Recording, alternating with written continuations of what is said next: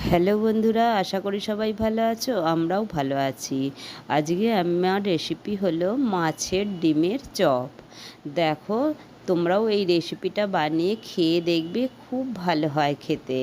শুধু ভাত হলেই খাওয়া হয়ে যাবে, আর কিছুর দরকার লাগবে না।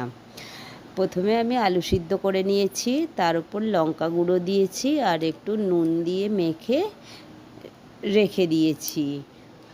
কড়াই বসিয়েছি, তেল দিয়েছি, পেঁয়াজটা ভালো করে ভেজে নিয়ে মাছের ডিমটা দিয়েছি, দিয়ে আর একটু নেড়ে নিয়ে নুন দিয়েছি, লঙ্কা গুঁড়ো দিয়েছি, দিয়ে ভালো করে নেড়ে নিয়ে রেখে দিয়েছি। আর আলু সিদ্ধটা ঠান্ডা হওয়ার জন্য রেখেছিলাম, ওতে কর্নফ্লাওয়ার দিয়ে মেখে নিয়েছি।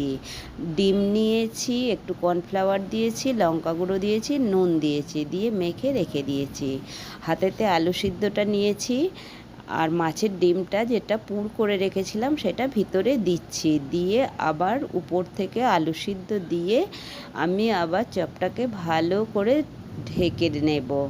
দেখো আমি কিভাবে এখানে বানাচ্ছি, তোমরাও এইভাবে বানিয়ে নেবে। আমি এরমভাবে একটা একটা করে চপ সব বানিয়ে রেখে দিচ্ছি। কড়া বসিয়েছি, তেল দিয়েছি, দিয়ে চপগুলো দিয়ে দিয়েছি, দিয়ে আমি আস্তে আস্তে এপিট ওপিট করে চেপে চেপে দেখো ভেজে নিচ্ছি। আমার সব চপগুলো এইভাবে ভাজা হয়ে গেছে, আমি তুলে নিচ্ছি। তুলে নিয়ে আমি এই চপগুলোর উপরেই দেখো আমি একটু গরম মশলা দিয়েছি, আর একটুখানি উপর থেকে জিরে ভাজা দিয়েছি।